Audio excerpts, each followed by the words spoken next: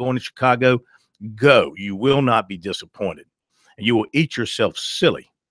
Food is fantastic. Made it over, went to the White Sox park, which has a different name now. It's not U.S. Cellular. It's guaranteedrates.com park. Oh, yeah, it's one of those things. Yeah, it's kind of off the wall. I still say New Comiskey. Yeah, it's a pretty park. It's a pretty park. I mean, it's like a lot of the more recently built ballparks, similar to that.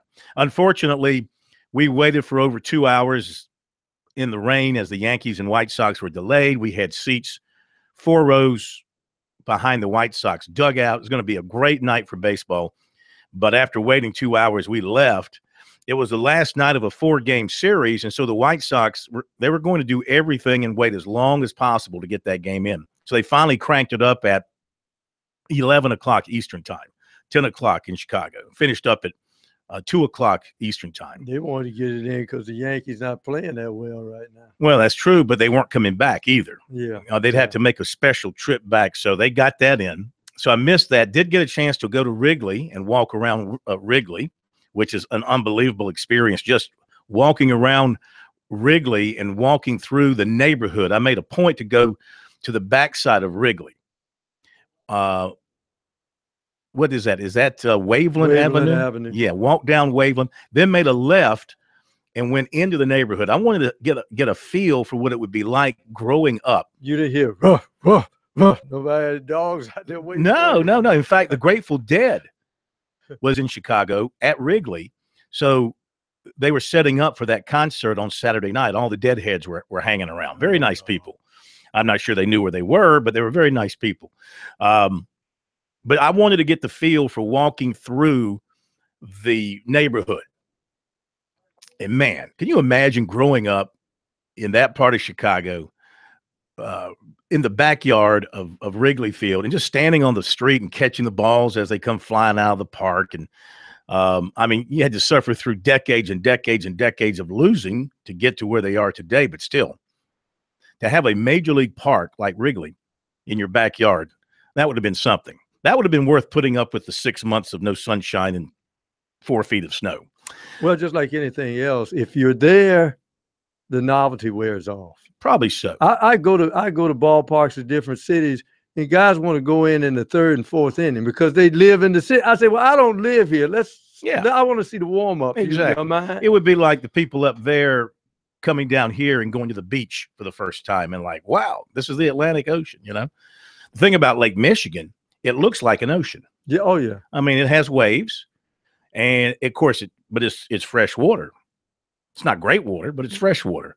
But it's cold. I mean, even in July or late June, it's still pretty cold. But people were out there. People were out there, and they were in the water. So anyway, I'm not going to bore you on Corn's mini vacation. It's M-I-N-I, not M-A-N-Y. There'll be more to come. But I'm just bringing this up to say, man, if you get a chance to go to Chicago, do so. Well worth the experience. Okay, so we got a lot of recruiting and your phone calls, 800-956-7266. Mark Kingston coming up.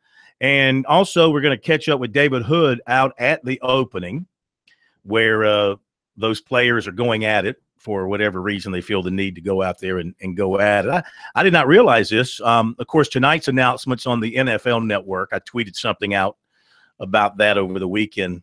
Here comes the NFL now sticking its nose into recruiting. ESPN is not televising anything from the opening for the first time.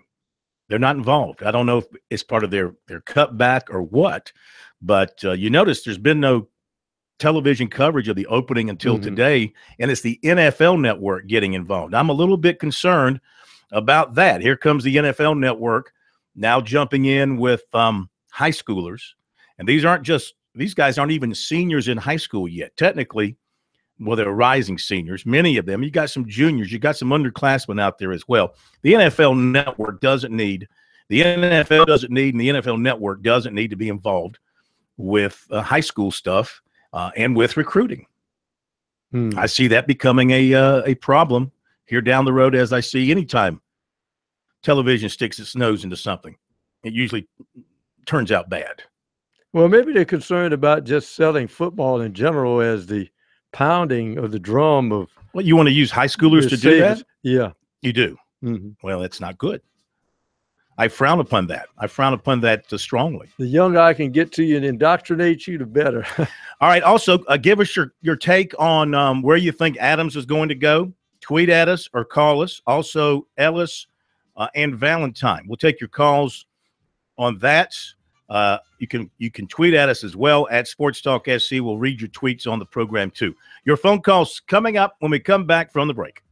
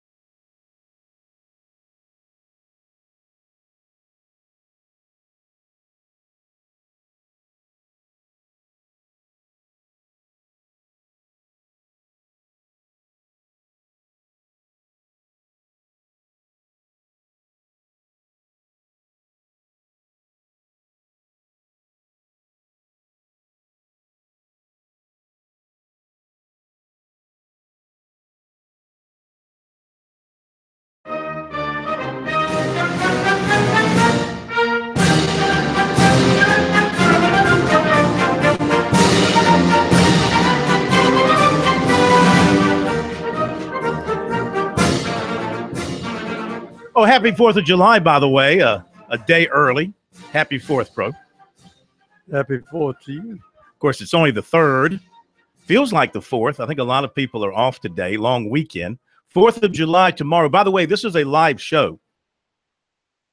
Not sure who else in the sports talk business in the state of South Carolina is live today, but we are on Sports Talk. Now, we won't be live tomorrow. We have John Mart, tell them what we have for him tomorrow on the 4th of July special. Oh, it's something special.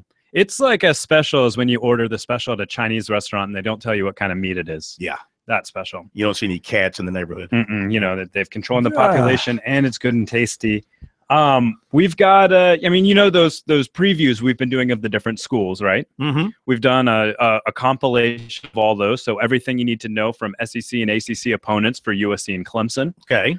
We've also are going to play some of our best interviews. So you're going to hear from the likes of Deshaun Watson, Perry Orth. You've got cuts of Ray Tanner talking about the championship win for the women's basketball program, and a couple cuts from the fans after Clemson won their national championship. So championships both sides, quarterbacks both sides, and then previews for football season as well. That sounds great. So no live show tomorrow night, back live Wednesday, Thursday, Friday. And you know what a week from today is? It's SEC Media Days. Woo! It's the chance for ESPN to get wall-to-wall coverage of SEC football at its fingertips. That's basically what it's become. And they let the rest of us kind of just wander around aimlessly to gather up the little acorns that are dropped our way. I guess the guy on the hot seat will be the coach at Ole Miss this year. I would think so. I would think so. Hugh but Freeze. no more characters coming in. It was interesting to see Spurrier walking in with those shades on. Wouldn't be surprised if he popped in unless he's on vacation somewhere. You know, he loves the limelight. And of course, you know, Feinbaum would love to have him on his show for the 37th time since he retired. You say that, he probably. Hey, I want to mention something here very quickly because I don't want to get into this with the new coach, Coach Kingston, coming up. John Whittle did a recap, as he knows it, of the process for the hiring of Mark Kingston, talking about some of the timeline stuff and this, that, and the other, and wrote a lot about Kevin O'Sullivan. I don't know, and nobody – nobody's quoted anybody about Kevin O'Sullivan. It's all been either sourced or conjecture or he's supposedly this and he's supposedly that, you know. Some of it might be right. Some of it may not be right. I don't know. The one thing that caught my eye in what John wrote on the Big Spur in his recap was he said that O'Sullivan and Tanner met and discussed the opening at South Carolina in Omaha 2 days before the Gators played their first game. And that struck me as being very odd because that does not sound like something Ray Tanner would do. You're talking about he's in Omaha, of course, as part of the committee, so that's not unusual. We knew he was going to be in Omaha, part of his duties as being on the committee. But to meet with a coach who's about to play in the World Series, to talk about an opening, does not shine a positive light on either party. I mean, what if you're Florida people and well, this is out there now? How do you feel about O'Sullivan? And what if you're the AD at Florida and you see this and you see Ray Tanner met with my coach in Omaha about his job 2 days before? That just didn't sound right to me. So I contacted Tanner today, and he's going to hopefully be on the show later in the week to talk about Kingston and everything moving forward with baseball. But I asked him directly. I said, did you meet with O'Sullivan in Omaha 2 days before? And his response was, of course I didn't meet with Sully in Omaha. Professional etiquette. So Ray Tanner says he did not meet with Kevin O'Sullivan in Omaha 2 days before. Now, did they meet sometime afterwards? Sometimes way before? I mean, I don't know that.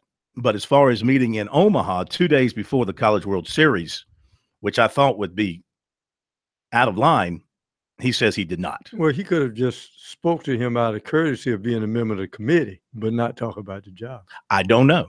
You heard his words. Don't try and make something that's not there. His words were, I did not meet with Kevin O'Sullivan in Omaha to discuss the job.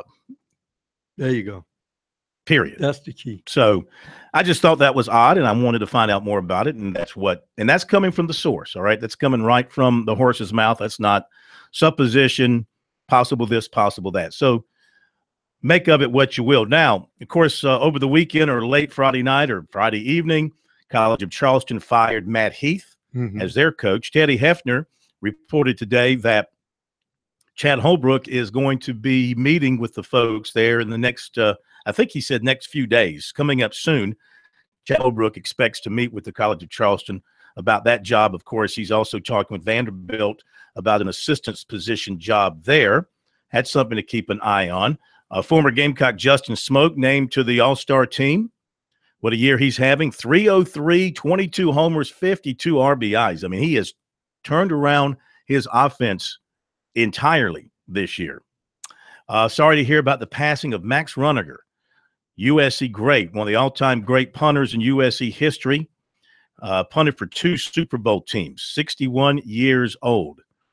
And sorry to hear about his passing on Friday. That's certainly a big loss to his family and to all Gamecock fans, because he was a great, great player for the Gamecocks. Orangeburg native. I think he punted for San Francisco and the Eagles. Correctamundo.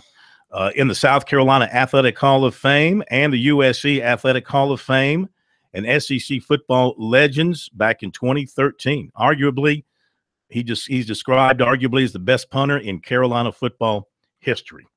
Okay, let's jump to some phone calls. 800-956-7266. Rick in Irmo, thank you so much for joining us. How are you, and happy holiday? Yeah, happy holiday, you Phil. Phil, did you have any Chicago pizza up there? As a matter of fact, I did. Okay. Yeah. All right. Yeah. Good deal. Can't you tell?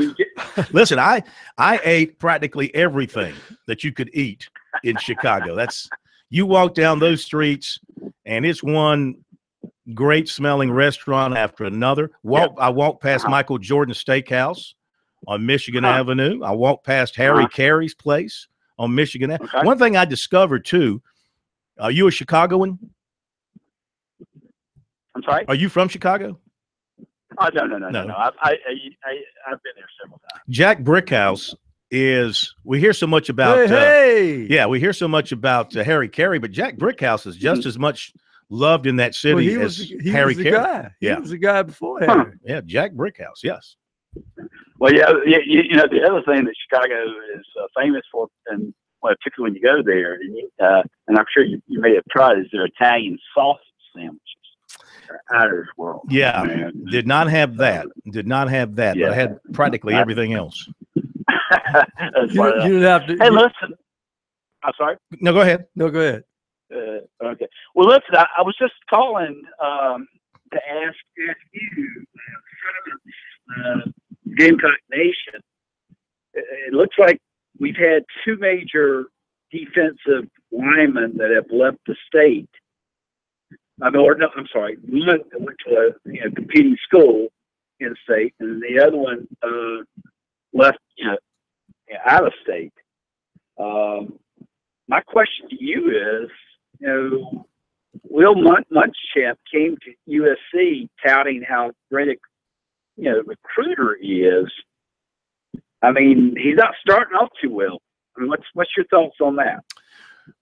Done well in some areas, done poorly in others, and you're right. As far as the defensive line, and that's a key area. He's got to figure out why they're not having more success right there.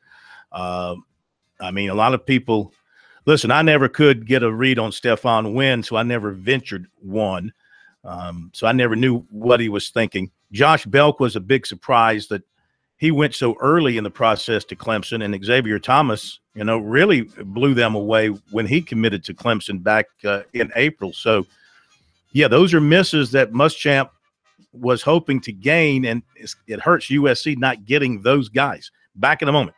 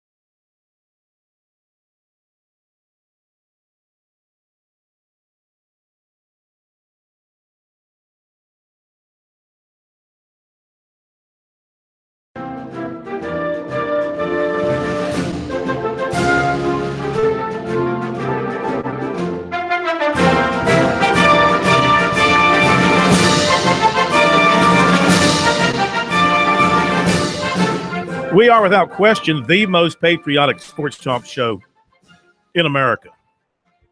And we salute the red, white, and blue. Even though I'm not sure Jarmart was rooting for the Americans during the Independence War. The War of Independence. Corn, I have so much to say about the American Revolution. I studied that in good old college. Yeah. I've got British aggression. Thoughts on the Native American perspective as well, but we can save that for tomorrow night's show, right? Keep it to yourself, if you don't mind. All right, good to be back with you, Phil Kornblut, Professor Tom Hayes, Jared Rogers Martin, and let's welcome in for the first of what will no doubt be many interviews over the next 25 years with the new baseball coach at USC, Mark Kingston. Coach, how you doing?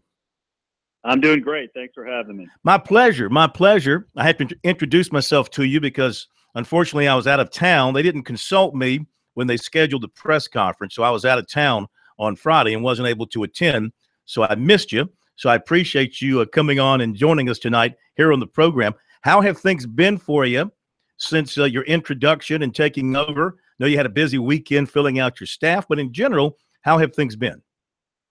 Very busy. As you might imagine, there's a ton of things going on right now, a ton of things that we have to deal with and put together. And we have a staff we have to put together. We're almost complete there. We have roster management that we have to look at. We have recruiting classes to look at in terms of the 17 class, the 18 class, the 19 class, the 20 class.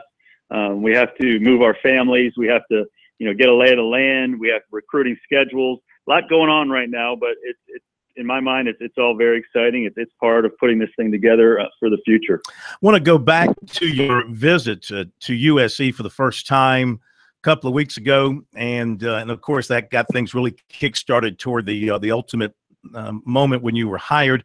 What did you think at first blush when you went to Founders Park? You saw the stadium, everything connected to it, got a chance to see the university, and also got a feel for the interest in college baseball here. What was your take on all that? Just very impressive. Walking around with Coach Tanner, first thing is you get to spend an extended amount of time with Coach Tanner, and he's a very impressive person. As respected as it gets in our industry of college baseball, but he's just such a great down-to-earth, intelligent person as well. So first of all, just the opportunity to spend an extended amount of time with him was great. But then as he showed me what was here on campus in this town, talked about the fans, showed me the facilities. It's just one thing after another that's such a positive thing. So, the longer I was here, the more interested and the more I hoped that I would be his choice. What'd you think of the stadium? Just the way that the stadium fits the team and the things that are there for the players' benefit, and also, of course, the fan involvements and all of that. Have you had the chance during your time in college baseball to experience that kind of setting that you will experience on a regular basis? Yeah, I don't know if anywhere in the country, maybe LSU, maybe Arkansas, can compare to what the environment is here. I guess you could argue Mississippi State. So basically all the schools in the SEC are all of the candidates that you could compare to USC would be in the SEC. It's a tremendous environment from that standpoint. I think it's a very fan-friendly stadium. I love the fact that the concourse goes around the entire stadium. You can take a lap. You get a lot of different views if you desire. And I think the sight lines are all great. I love that it has 2 tiers. And then the player amenities are just tremendous. The weight room on site, the batting cages, the locker room, everything is just top notch. So if you're a student athlete, this is a place that you get really excited about the minute you get here. When a new coach comes in, however, sometimes he likes to tweak here or there or add a little something to the facility. I know you haven't been there a long time yet, but I mean, is it perfect in your eyes, or do you see a thing or two that you would like to add? Well, I mean, I don't know if anywhere is ever perfect, but they did a pretty darn good job designing this place. And as we speak, there are new graphics going up around the interior and the exterior of the stadium. I think there's some areas that can get prettied up a little bit. We have a new players lounge that is getting new graphics. We have a new player meeting room / media room on the second level that they're going to put some really cool graphics up in. So I think it's a constant improvement. You know, if you want to keep up with the Joneses in college baseball, you're always looking for something that you can make better. So that will never change.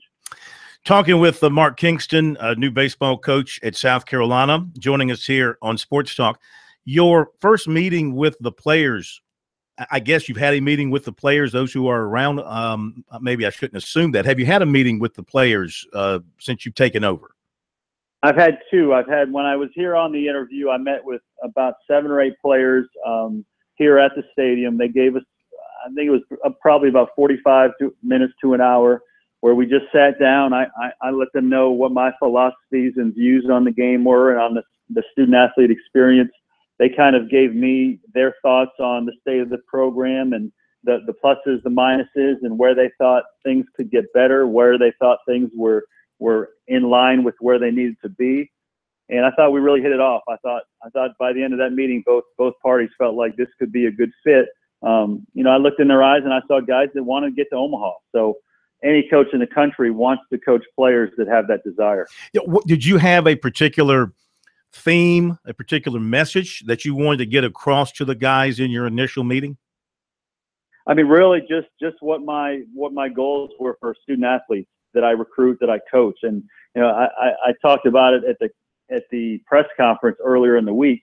My goals for student athletes are, if they come to a place like South Carolina, number one, I want you to graduate, because at some point baseball will be over. And so you better have a degree to fall back on. And South Carolina, as we all know, is a tremendous education.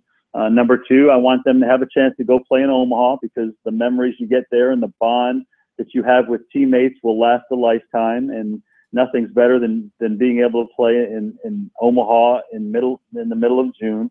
And then lastly, the third goal would be, we want to help you get to professional baseball. And if we reach all 3 of those goals, that's been one heck of a career. So everything we do is trying to get to that end. And so we make sure we tell these kids on the front end, these are our goals. If you have all 3 goals, then we want you here. If you only have 2 of those 3, then this may not be the right fit. But for the guys that have all 3 of those goals that would match up with our goals for them, this is going to be a very special place to join. All right, now you filled out your primary staff over the weekend, retaining Jerry Myers and Stuart Lake. People are very familiar with those two.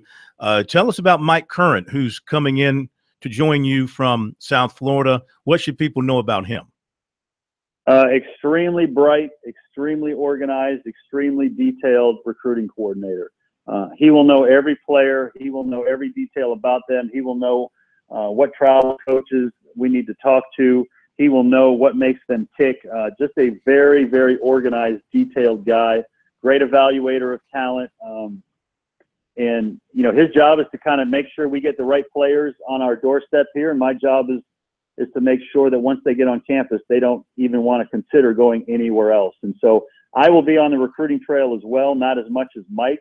But at the end of the day, I feel very confident that he is a great guy to be out there representing USC, evaluating the talent, and then getting the talent here to campus so that we can share our vision with them so that these kids want to be Gamecocks.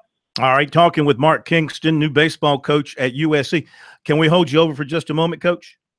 Of course. Hey, we thank you. Thank you. Come back to you in just a couple of moments. Got a break coming up, so I didn't want to start another line of questioning and get up against the break. Yeah, you may have heard the news over the weekend, maybe not. Jerry Myers being retained by Coach Kingston to be the pitching coach. I'm sure that was a very popular decision in the minds of Gamecock fans. I mean, you can't do any better than Jerry Myers. He's one of the best pitching coaches in the country, no question about that. They were calling for him when he left the first time. Say what now? They were calling for him to come back when he left the first time. Absolutely. And, of course, Stuart Lake, very popular member of the baseball staff as well. He'll be staying on too, and we'll ask Coach his views of those two, and in particular what Stuart's role is going to be moving forward, and also if he's making decisions on any other parts of his staff as well. We'll be back in just a moment.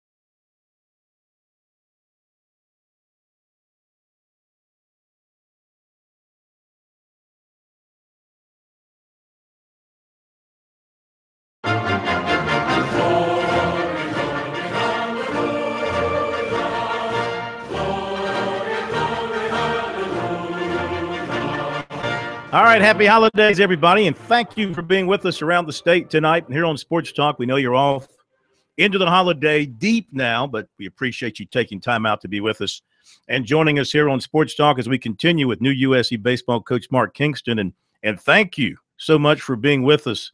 We appreciate it. And want to get back to the staff and ask you about retaining Jerry Myers and retaining Stuart Lake. Your thoughts on those two and what led you to decide to keep both? Well, I think they're both valuable members of this program. They've both paid a lot of dues with this program. Obviously, everybody knows Jerry was a member of the most recent national championship here.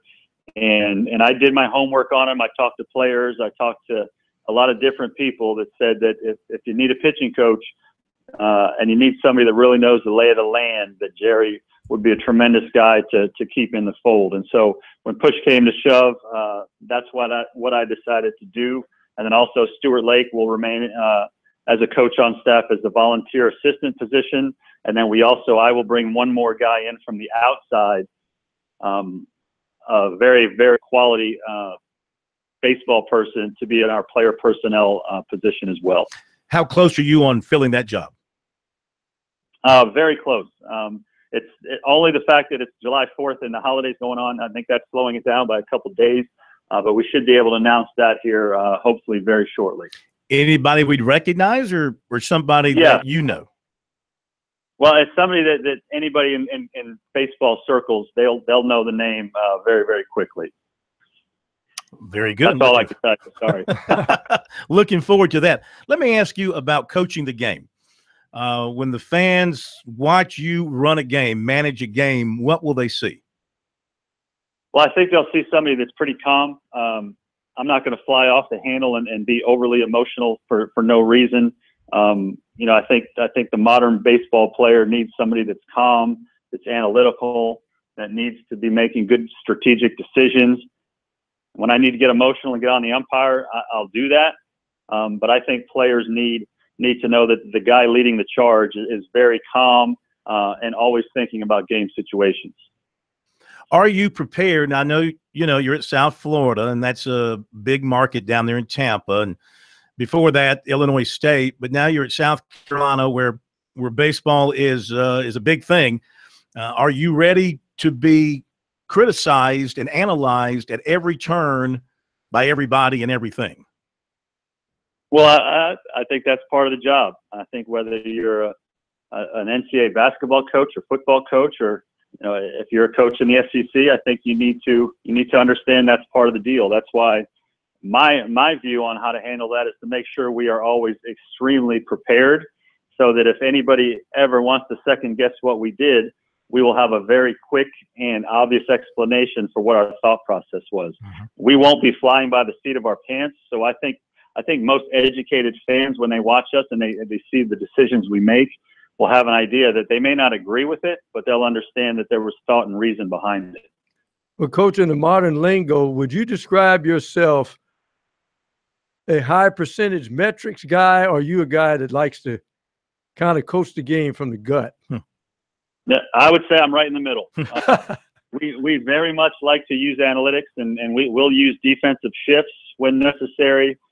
I will make decisions on whether we bunt or not based on statistics. And, these days, the bunt statistically, I think most people have started to realize that it's not a very high statistical it's the value of bunting with a guy at first and nobody out, that you actually decrease your chances to score a run most times. So we will use all those numbers. We will use on base percentage. We will use OPS. We will use all the numbers that help give you a little bit of a strategic edge. But then at the end of the day, the other half of that is you do have to manage with your gut. You have to know your players. You have to know the weather. You have to know the matchups. You have to know everything that goes into what the numbers may say. Sometimes the numbers don't always tell the whole story. So sometimes a guy just got broken up with his girlfriend, and the stats don't know that. So we'll use a lot of the analytics, but we'll also use the gut and having a feel for the game as well. Can that make for a bad at bat if you're coming off a breakup with the girlfriend? That can make for a bad week.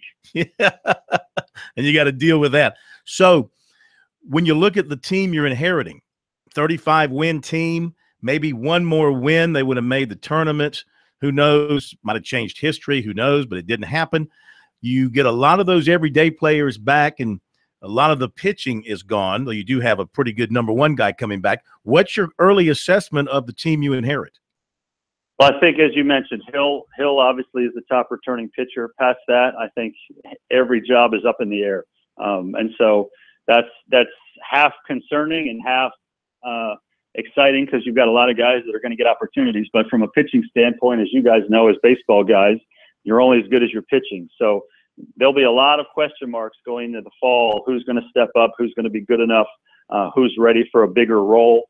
So from a pitching standpoint, I think everybody in Gamecock land knows that thing is wide open, and there's a lot to be figured out. Offensively, as you mentioned, there's a lot of guys coming back. I think Cortez probably is the top returning hitter at this point. He's doing really well in the Cape so far. But I think we've got a lot of hitters that hopefully, as they get stronger and smarter and older and have more at-bats under their belts, will continue to give us a chance to score more runs than we did last year. And one other quick thing, when it comes to scheduling, is it your thought to continue to schedule the in-state schools? Of course, Clemson's a given, but the other in-state schools like Coastal Carolina, College of Charleston, et cetera, or do you want to bring in some teams that you may be more familiar with from down in Florida or from your past? No, I think the schedule will be pretty much status quo, and schedules generally are made 2 to 3 years in advance.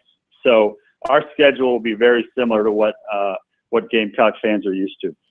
Now, from what I've seen on Twitter, recruits that have talked with you who have committed to or signed with South Carolina, it seems like for the most part everybody's staying in the boat with you. Yeah, they are, and I think there's a lot of excitement going on right now. A lot of good recruits have committed long before I got here, so I can't take any credit for that.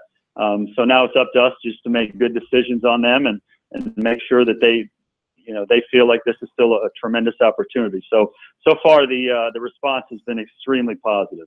When do you move to Columbia full time? Well, I'm here already. I mean, my family. It was a very sad day yesterday. Coach Tanner and myself dropped the family off at the airport and watched them fly away. They're back in Florida. I'm here. Going to work, hunkering down, and hopefully they'll come back here, I would say mid-August, to start school and start our lives in Columbia. Sounds great. Coach, we can't thank you enough here on the holiday for joining us. Get a little bit of a rest and enjoy the holiday, and good luck moving forward. We look forward to talking to you many times in the years to come. You got it. Anytime, guys, and happy 4th to everybody out there. We thank you. Coach Mark Kingston, new baseball coach at South Carolina. Glad to have him on Sports Talk. Ray Tanner, hopefully later in the week, will join us. He's out of town, but we'd like to have him on, too, to talk about. Of course, I'm kind of catching up here a little bit. Indulge me, if you will, since I wasn't here on Friday. I'd like to catch up with Coach Tanner as well. So hopefully we'll get him on and to talk about what he likes about Kingston, how he sees the future. But at first blush, sounds like a man who's comfortable in his own skin, who knows the sport, knows what has to be done to keep thriving at South Carolina. Our poll question on our website, sportstalksc.com. Boy, what a turnaround. People were belly aching leading up to his hiring. Oh, they hire this guy. The hiring of Mark Kingston by USC was a home run, a double, a strikeout. 42% say a home run, 37% say a double, 20% say a strikeout. Okay. Yeah. And those are the 20%. You didn't give the bunt option. We'll be talking no bunting about that. Is the bunt dying in baseball? No. It's sort of like the fullback in football. I think the butting with the metal bat is dying. Yeah. Sort of like the fullback in football. It's just nobody wants to use it anymore. All right, thanks to the coach. Top of the hour. A lot of recruiting coming up. Don't go away.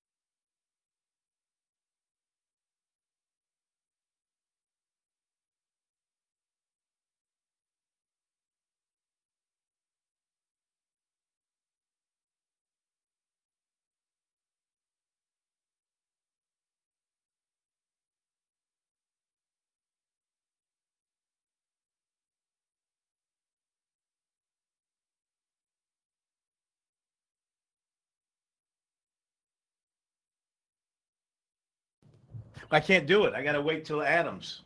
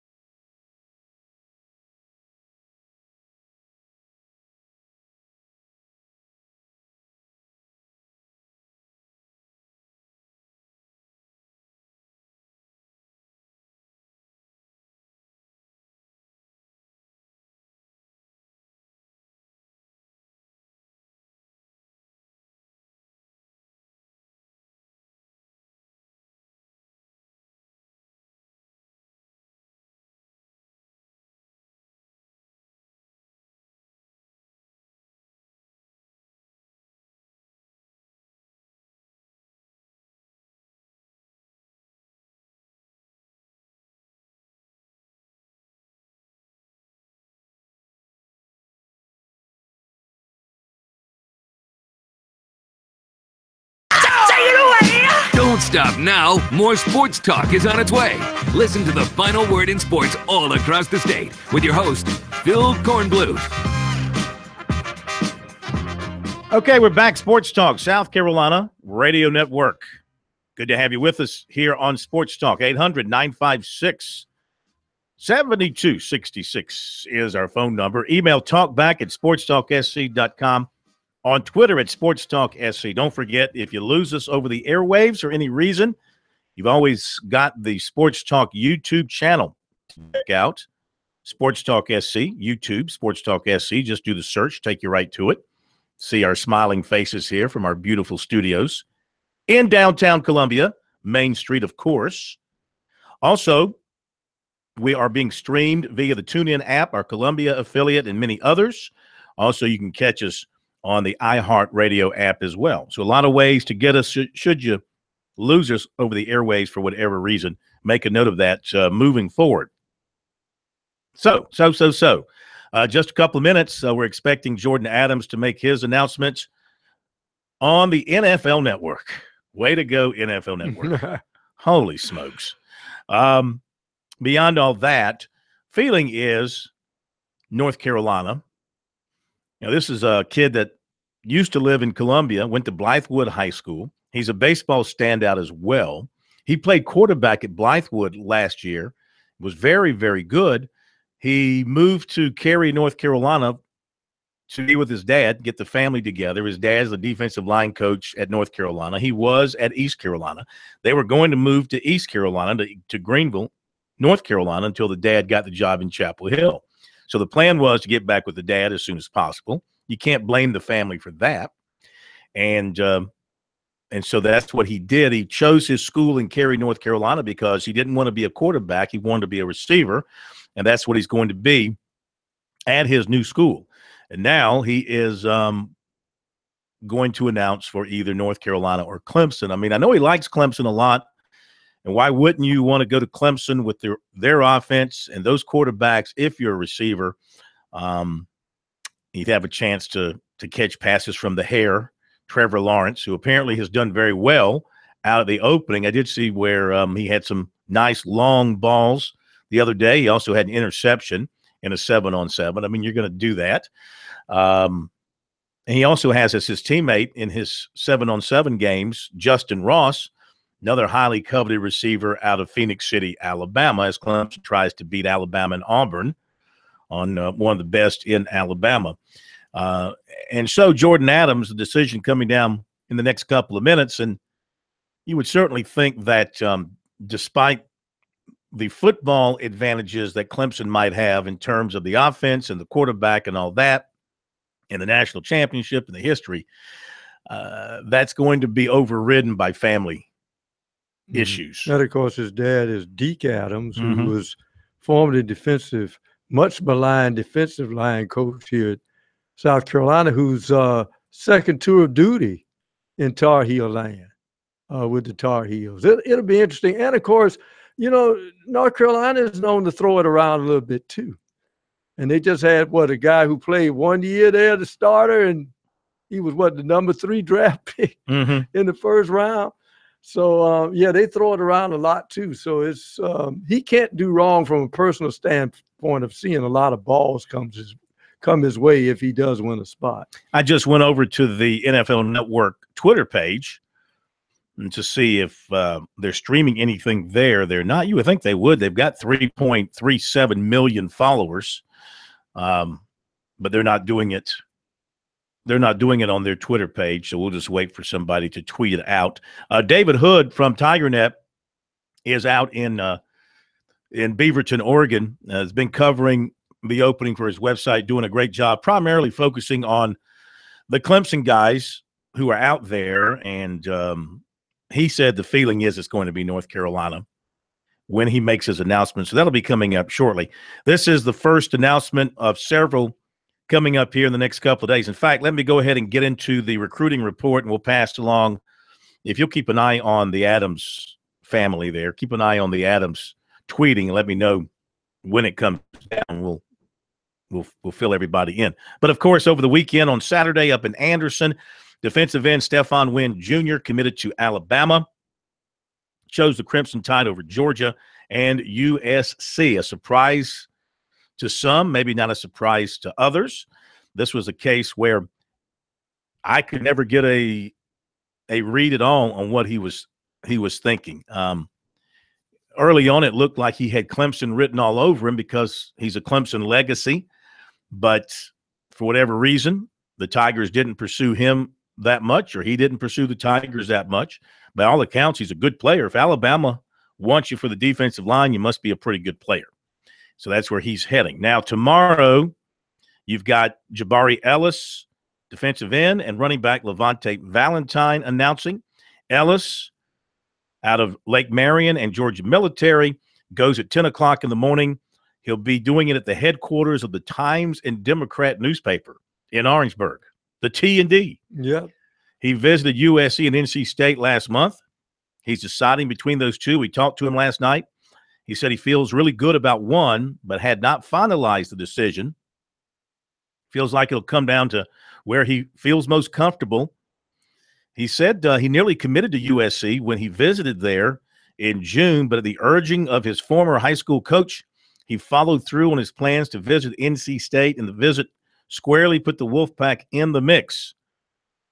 He had a Miami offer coming out of high school, but did not have the grades, so he went to junior college, and now he does have the chance to continue his career at either the SEC or the ACC, and he's proud of that fact. He saw his buddy Mike Williams come out of Lake Marion and go to Clemson and be a dominant player, and he said coming from Vance, it gives him the confidence he can do the same thing. Now, Valentine, one of the fastest players in the country, out of Melbourne, Florida, has the Gamecocks on his short list with Kentucky, Southern Cal, Notre Dame, Louisville, Florida, and LSU, all possible takes for him. Also tomorrow, Dorman offensive lineman Jordan McFadden will announce he's been favoring Virginia Tech over Duke. This is a good player from Dorman who has been completely ignored by Clemson and USC. Well, Clemson did invite him into a camp late. He chose not to go. So for whatever reason, the in-state schools passed on him. Defensive back Chandler Jones of Miami named a top 5 of USC, Vanderbilt, Louisville, Utah, and Kentucky. Oklahoma running back commitment TJ Pledger of IMG Academy out at the opening told 247 Sports he'll take officials to Clemson, Oklahoma, and Nebraska. Anything yet on Jordan Adams? No. Offensive lineman Jackson Carman of Fairfield, Ohio, told an Ohio State recruiting site at the opening, and of course they were on hands and knees begging as they asked the question. Anyway, he's undecided where he will visit July 21st, the Clemson All-In Cookout or the Ohio State Friday Night Lights Camp. He said he'll simply show up at one of those places on that day.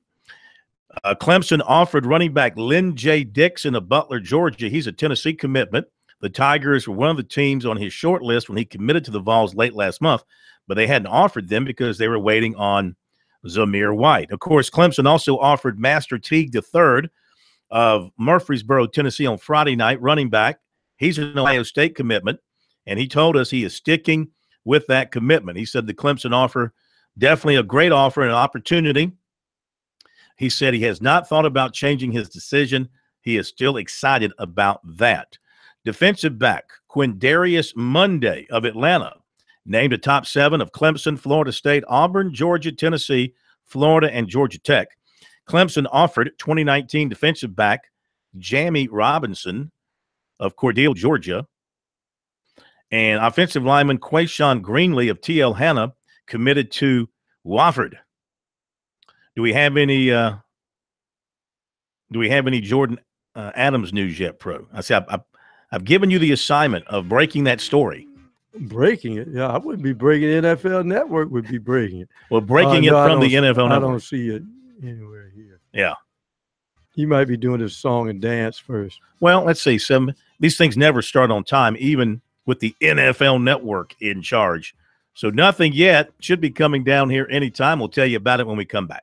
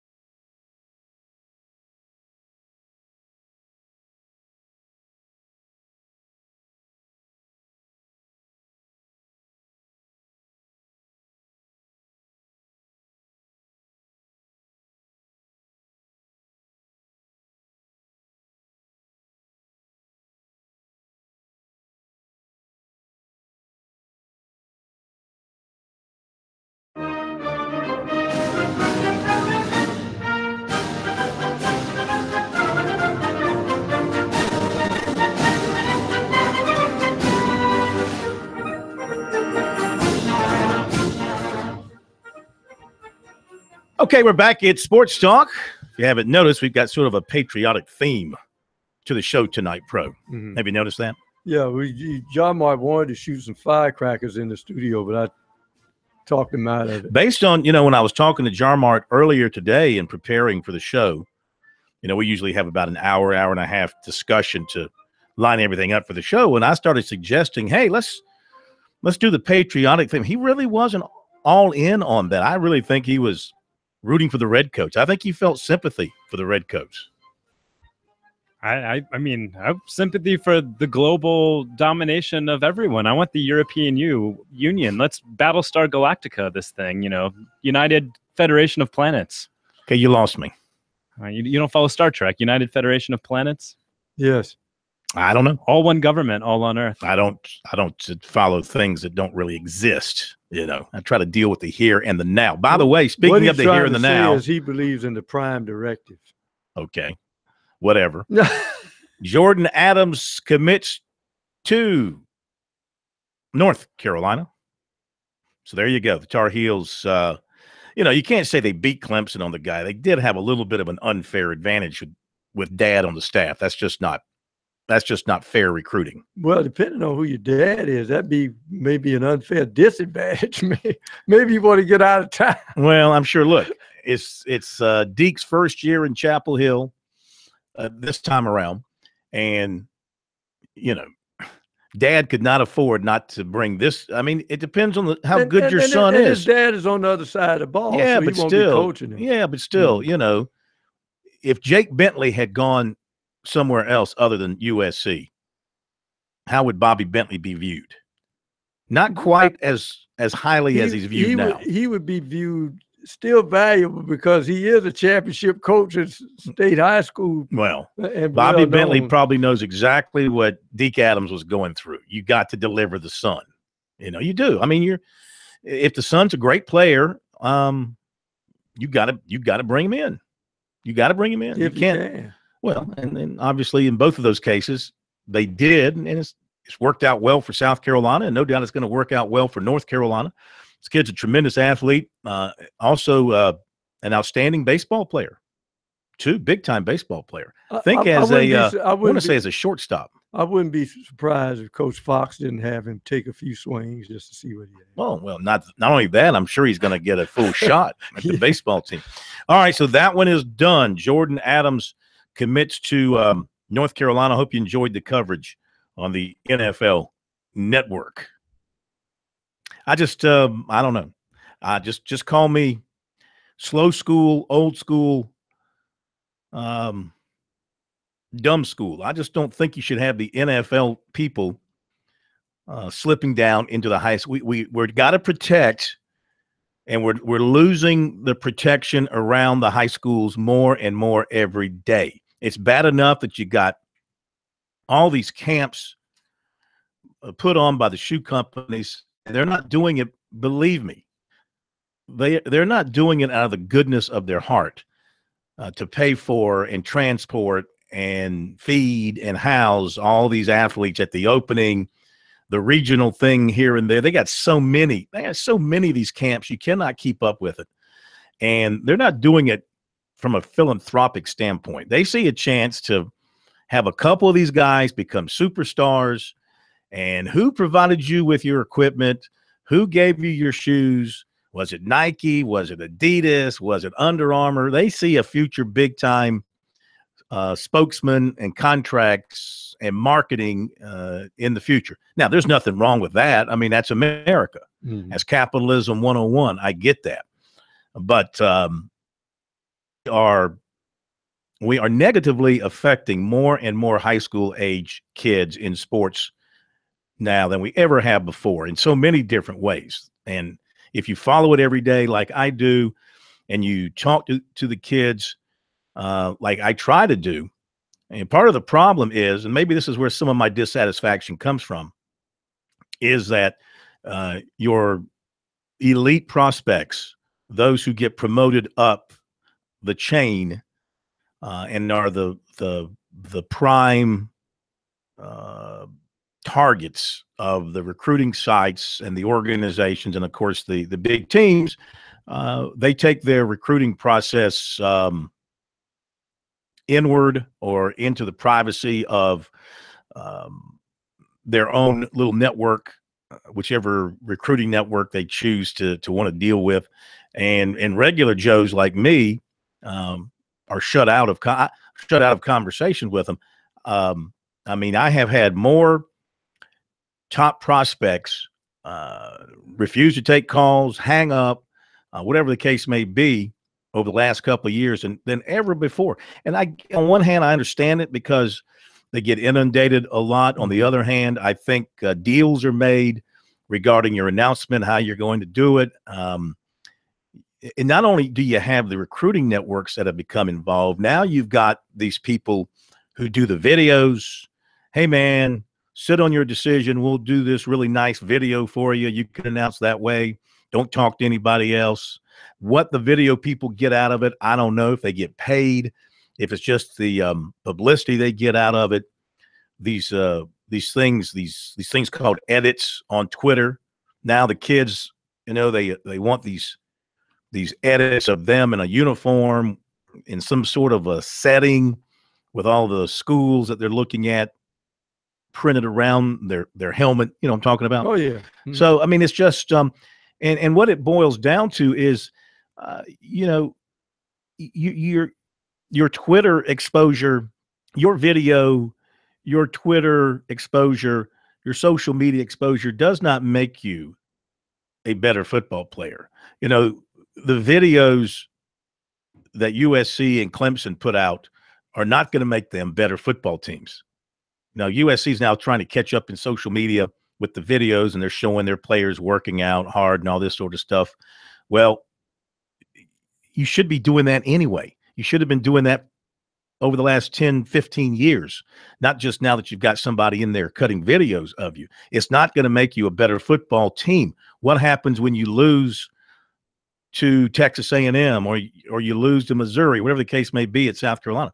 Does that mean you didn't work as hard as the video showed you working? No, it's just that the other team was also making videos. Well, maybe so. I mean, my whole point is that we're losing I see us losing the focus of what sports is supposed to be about, and what it should be about. Team preparation. It should be about your daily work. It still is, but it's not but the hype, and the hype. It excites the fans on the one hand, but what does hype do?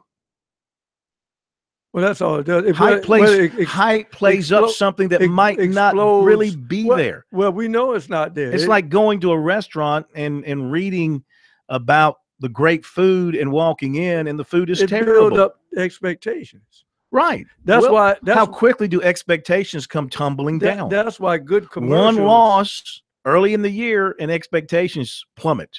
Well, see, those are the bandwagoners, because the true fan knows there's a chance to have a win and a loss. But, you look at the players who really play well, and they're able to compartmentalize that stuff. Even at a young age, here's the hype. Yeah, I got to go to work, guys. I don't have chance.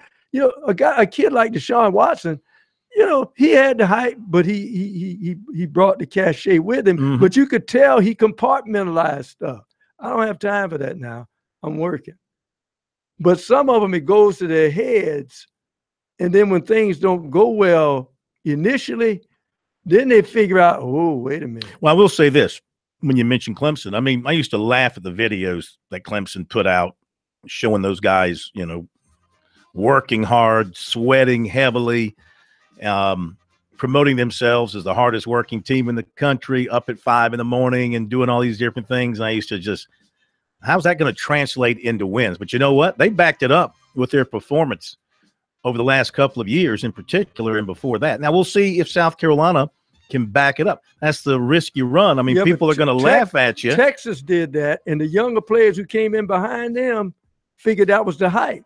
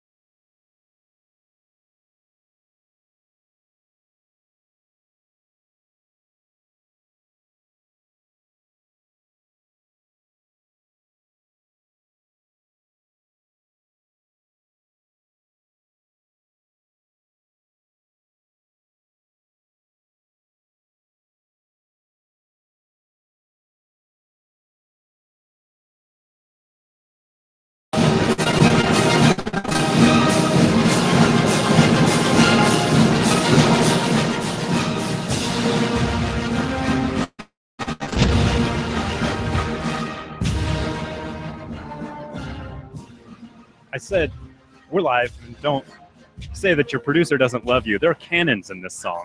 All right, we're back. It is Sports Talk.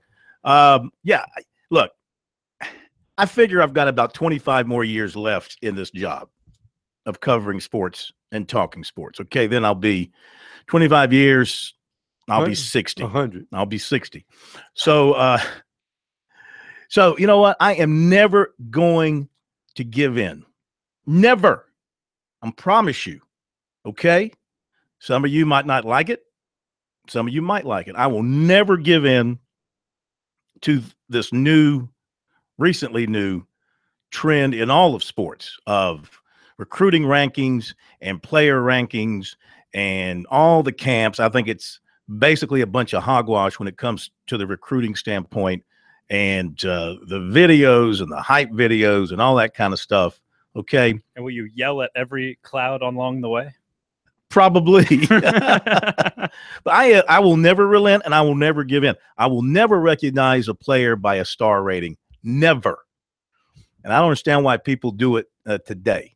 You know, everything I see, you know, an offer goes out to a 3-star guy. Well, what's that supposed to mean?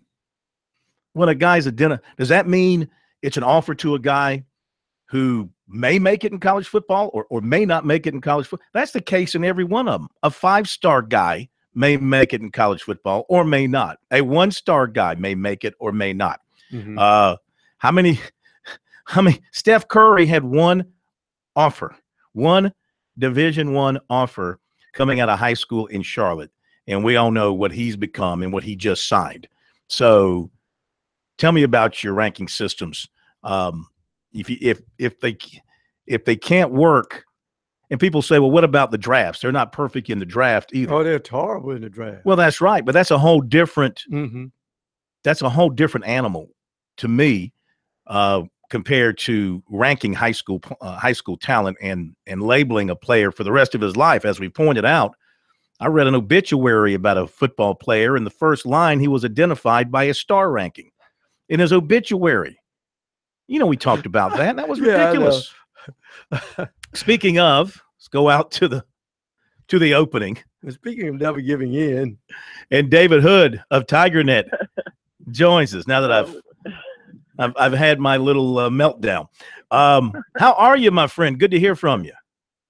Good to hear from you. I'm just wondering, you're 25 years left. Is that new math or old math? Because it doesn't make a lot of sense to me. That's corn math. either that or he knows Ponce de Leon and found the fountain of youth. Well, I'll tell you what. I'll share this little story with you on my trip to Chicago, and you'll get a kick out of this knowing your sense of humor.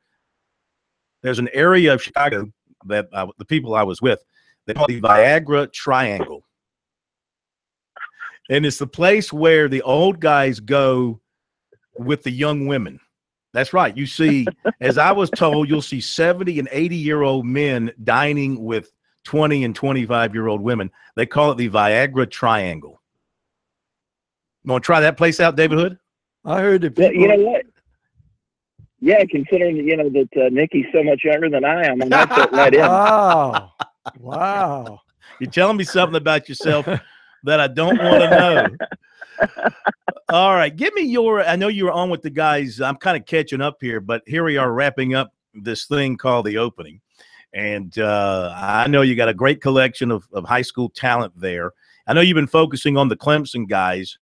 Let's talk about from an exhibition standpoint and watching some of these guys work out. What have you taken from it? I was actually, I shouldn't have been surprised, but just shocked at the level of talent that's here. I mean, all of these guys, I go to a lot of these, camps and a lot of the openings and some of these camp series and things like that. And, there's mixed talent at those, but this one, man, everybody here is just really, really good. And, I was sitting here talking with another guy and I said, I'd hate to be a college coach and I'm having to evaluate what separates this guy from this guy. Why offer this one and not this one? And when you get to this level, it's just I guess you're just looking at the little things. Yeah, of course. I saw your video of Xavier Thomas, like one of the first snaps of the camp, I guess, in that competition. He blew by some poor guy at left tackle there and just destroyed him from that standpoint. But I imagine He's as good as advertised, seeing him again in person?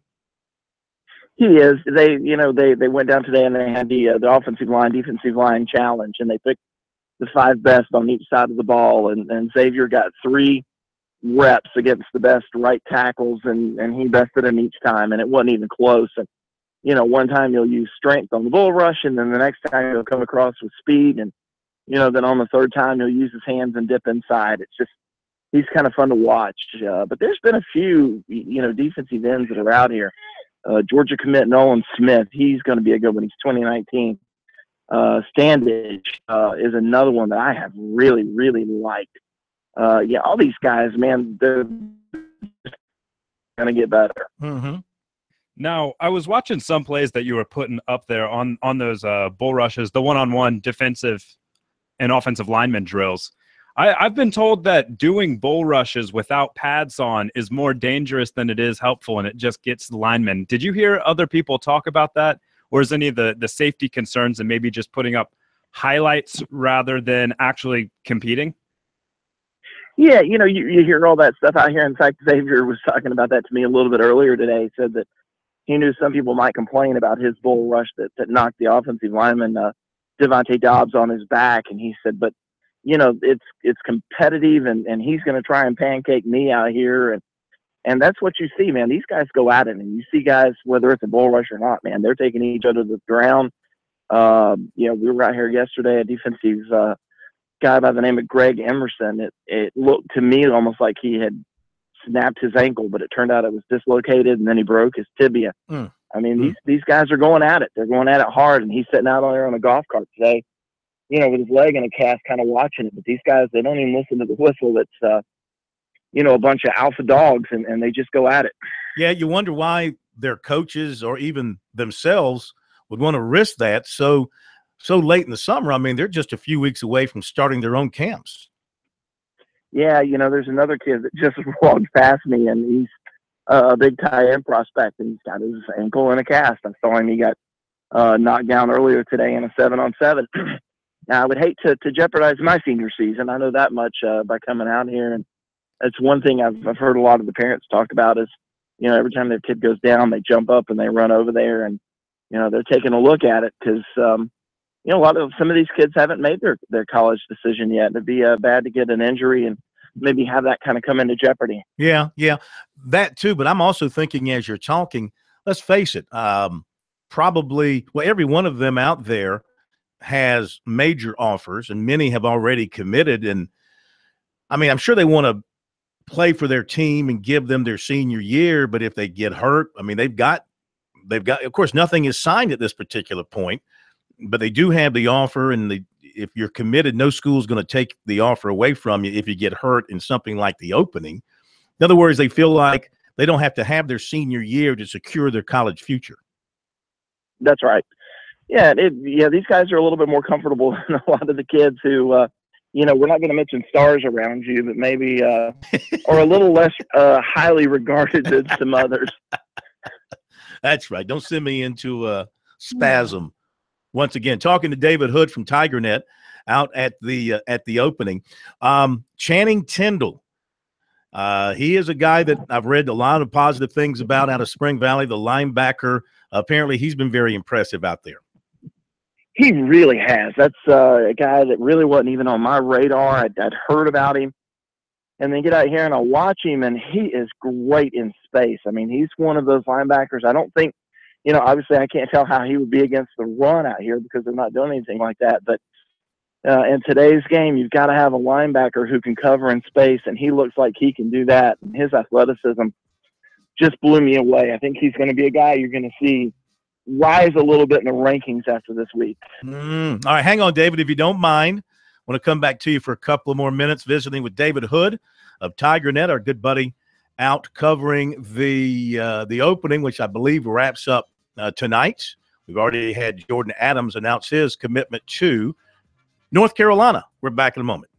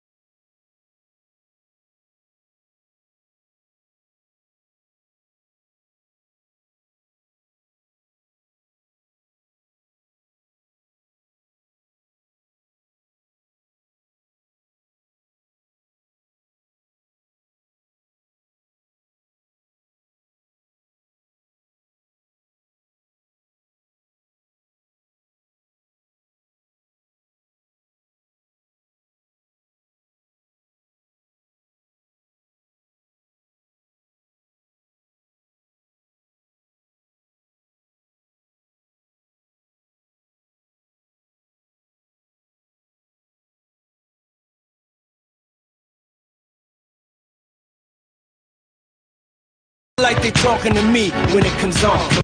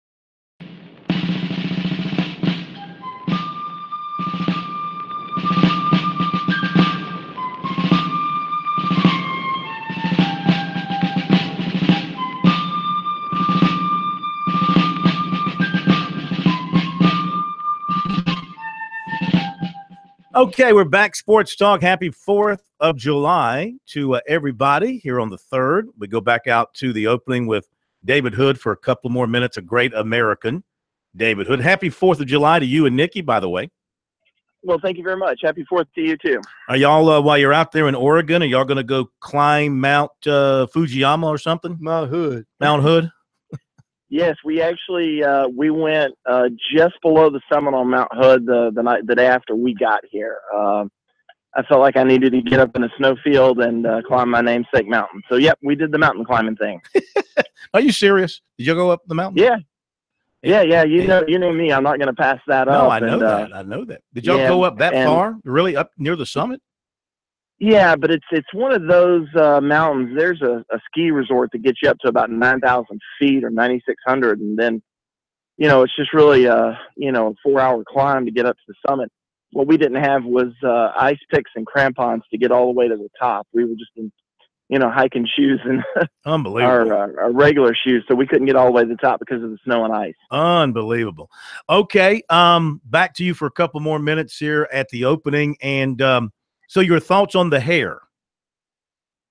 Trevor, it's funny because, I've been watching a lot of their games and his mom sits behind me. And it's amazing how many other prospects' parents come and find her and ask her about the hair. Who does it? What kind of product does he use? What does he put in it? How long does it take him in the mornings? Can we take a picture with him? It's really been funny, and she has to grab him as soon as games are over, and he has to take pictures with other moms who love the hair. Yeah. Yeah. I've always said, man, he's a Prel commercial. Remember the Prel commercials in slow motion where somebody would swing their hair around from left to right? That's what he is. He's a Prel commercial. Just make sure that Delilah doesn't get near him, okay? Yeah. Because you know what happened the last time.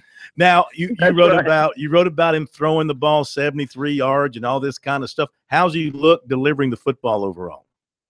He's looked great. I saw him in Charlotte, and in Charlotte he didn't look sharp to me, and he was coming off of a toe injury there, but he's looked a lot better this week. He's looked more comfortable.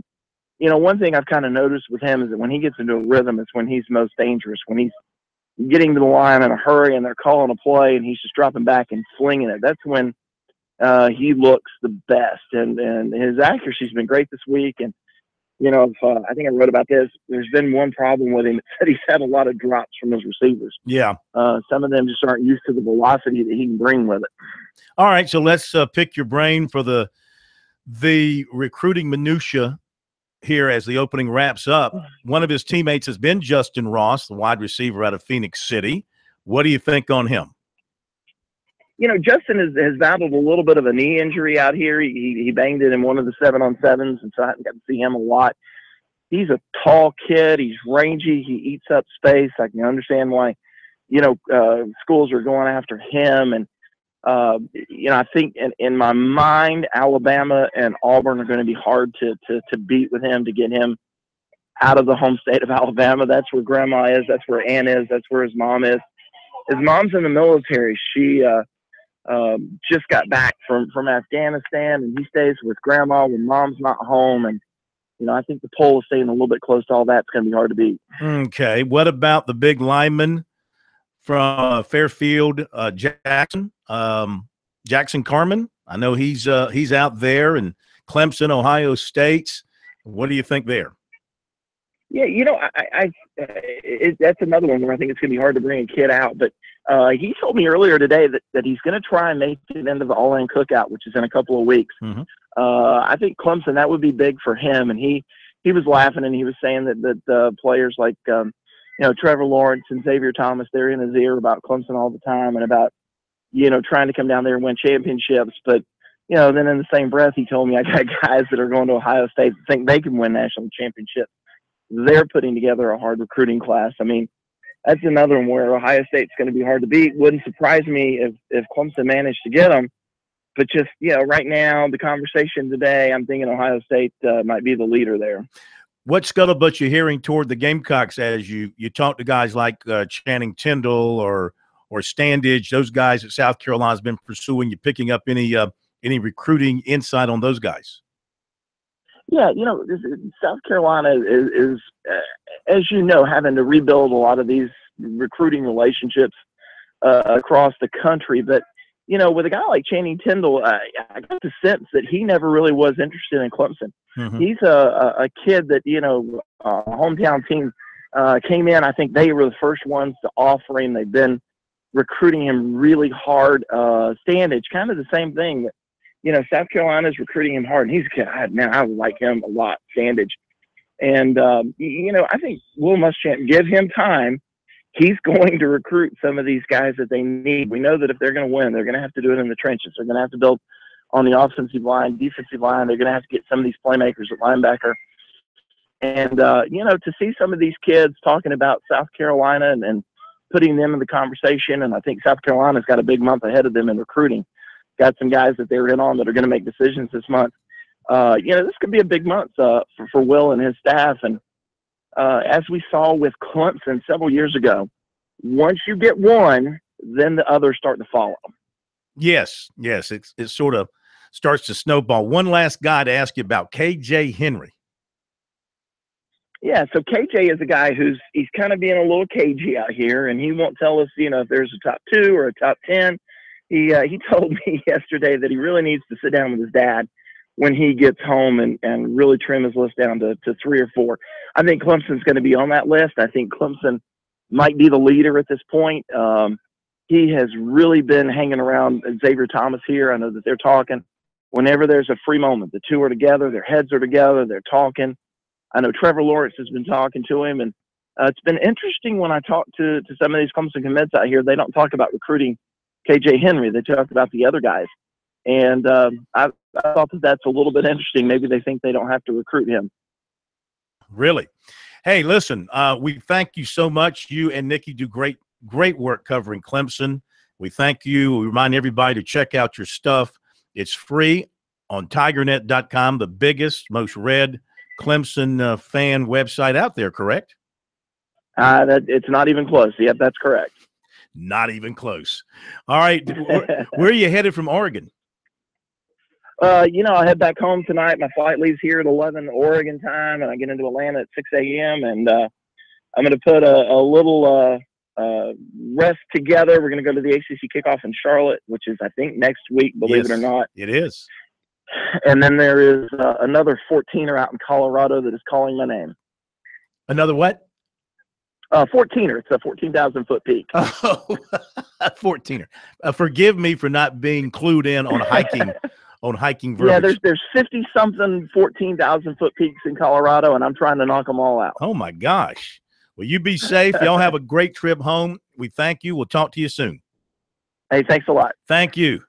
David Hood, he is a warrior and a trooper and a hiker, along with his wife, Nikki. And we thank him for helping us keep up with that out there, the opening.